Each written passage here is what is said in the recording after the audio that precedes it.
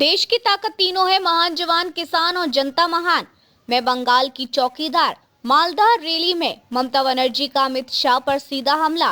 SIR को बताया साजिश। पश्चिम बंगाल की मुख्यमंत्री ममता बनर्जी ने बुधवार को उत्तर बंगाल के सीमावर्ती जिले मालदा में विशाल रैली कर मतदाता सूची के विशेष गहन पुनरीक्षण एसआईआर के खिलाफ बीजेपी व केंद्र सरकार पर तीखा हमला बोला।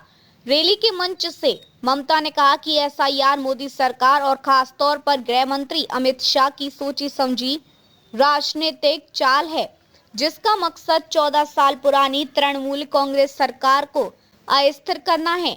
उन्होंने दावा किया, अमित शाह एसआईआर के बहाने बंगाल सरकार को गिराने का खेल खेल रहे हैं, लेकिन मैं इसे सफल नहीं होने दूंगी।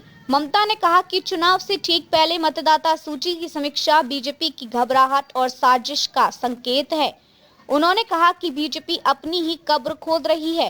बंगाल बिहार नहीं है कि कोई आकर कब्जा कर ले। बंगाल के लोग कभी आपका समर्थन नहीं करेंगे। उन्होंने एसआईआर को लेकर चुनाव आयोग पर भी सवाल उठाए। आपको इतनी जल्दी क्या है? चुनाव के बीचों बीच एसआईआर क्यों? लोगों में डर फैलाया जा रहा है। यह राज्य सरकार को परेशान करने और विकास को रोकने की कोशिश है। सीएम ने गंभीर आरोप लगाते हुए कहा कि एसआईआर प्रक्रिया के चलते 39 लोगों की मौत हो चुकी है। 13 लोग अस्पतालों में जिंदगी और मौत से जूझ रहे हैं। 3 ने आत्महत्या का प्रयास किया है। उन्होंने कहा, क्या ये सिर्फ वोटर लिस्ट सुधारने का मामला है या राजनीतिक उत्पीड़न? रैली में ममता ने खुद को जनता की रखवाली करने वाला बताया। मैं बंगाल की चौकीदार हूँ, कोई भी डिटेंशन कैंप में नहीं जाएगा। उन्होंने घोषणा की है कि टीएमसी हेल्प डेस्क स्थापित करेगी। जिनका नाम हटाया गया है उन्हें वापस जुड़वाने में मदद की जाएगी। बीजेपी सांप्रदायिक एजेंडा चला रही है। ममता ने कहा कि सांप्रदायिक ताकतें बंगाल की लोगों को बांटने की कोशिश कर रही हैं।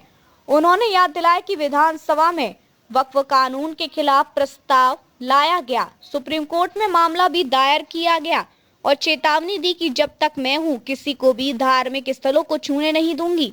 ममता ने बीजेपी पर हिंदुत्व को राजनीतिक हथियार की तरह इस्तेमाल करने का आरोप लगाया और कहा, हमने जगन्नाथ मंदिर बनाया, हमने काली घाट और दक्षिणेश्वर स्काईवॉक बनाया, हम दुर्गा आंगन और महाकाल मंदिर बना रहे हैं। आपने क्या किया है? ममता का सवाल। उन्होंने कहा, बीजेपी खटमल की तरह है, जब तक हटाओ मत काटते रहते हैं। उन्हें राजनीतिक रूप से हटाना होगा। ममता ने मंच से स्पष्ट किया कि वह वोट मांगने नहीं बल्कि जनता के साथ खड़े होने आई है। डरने की जरूरत नहीं, बंगाल सुरक्षित है और सुरक्षित रहेगा।